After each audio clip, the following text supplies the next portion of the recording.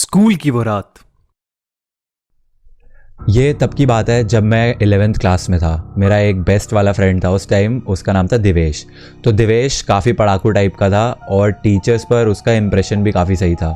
साथ ही Divesh house prefect भी था, वही प्रीफेक्ट जो बच्चों को असेंबली के टाइम लाइन में लगवाते हैं और कॉरिडोर खाली कराते हैं, हाँ वही। एक दिन स्कूल में एनुअल डे सेलिब्रेशन हो रहा था और शाम का टाइम था।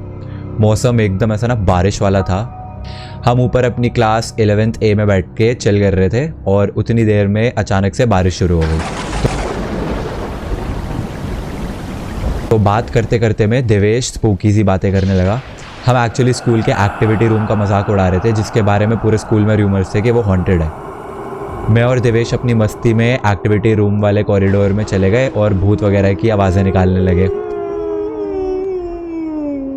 देवेश एक्टिविटी रूम की तरफ पीट करके खड़ा था जब मुझे लगा जैसे उस एक्टिविटी रूम के दरवाजे पर किसी ने अंदर से नॉक किया है।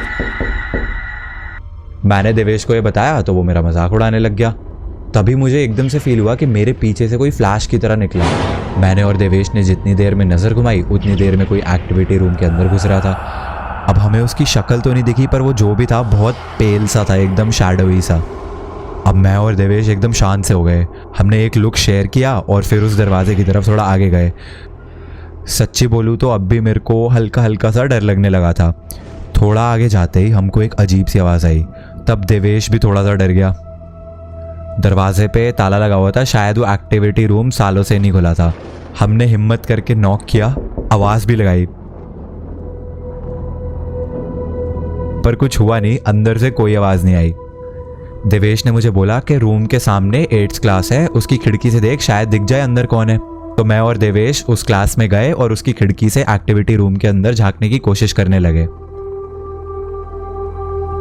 अब इस पॉइंट पे ना बारिश काफ़ी तेज़ हो गई थी और अंधेरा सा भी हो गया था, जिसकी वजह से मुझे कुछ क्लियरली नहीं दिख रहा था। लेकिन अचानक से बिजली कड़की और मेरी तो भाई दिल ऐसा ना दिल दहल गया मेरा। रूम में पंखे से एक बच्चा लटका हुआ था। उसकी ऐसे आंखें बाहर आ रखी थी, उसकी बॉडी नीली पड़ी हुई थी और उसका मुंह मेरी तरफ था। मैं लिटरली इतनी ज़ोर से चिल्लाने लगा और देवेश को ऐसा भाई पकड़ लिया मैंने। देवेश को कुछ नहीं दिखा, लेकिन मेरी हालत देख के उसकी भी हालत ख़राब हो गई। हमने डिसाइड किया कि नीचे जाके किसी टीचर को बताते हैं। तो हम अपनी क्लास टीचर को लेके एक्टिविटी रूम के पास गए और उसका ताला खुलवाया। जब मैम ने दरवाज़ा खोला तो अंदर नहीं था, कुछ भी नहीं था। मैम ने हमें इतनी गंदी लुक दी, उनको लगा हम उनके साथ मजाक कर रहे हैं, तो उन्होंने हमें डांट दिया और उसके नीचे चली गई।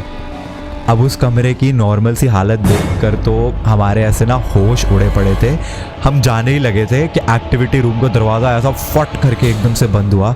शायद हवा की वजह से हो सकता है, पर हमारी फट चुकी थी और हम इतनी तेज़ वहाँ से भाग के निकले। इसके बाद 3-4 दिन तक तो देवेश स्कूल नहीं आया एंड मैं भी इतना डरा पड़ा था, पर मम्मी ज़बरदस्ती स्कूल भेजती थी। आज भी मैं वो दिन याद करता हूँ ना तो ऐसा कांप जाता हूँ, पर समझ ही नहीं आता कि उस दिन हमारे साथ जो भी हुआ था वो था क्या, कौन बच्चा था वो जो लटका हुआ था, और सबसे बड़ी चीज़ कि मैंने सच में कुछ देखा भी था या फिर सिर्फ मेरा वहम था, पता नहीं। What do you guys think? तो ये थी मेरी बहुत ही ज़्यादा serious storytelling. I hope you guys enjoyed the video. If you did, make sure to hit the like button and subscribe.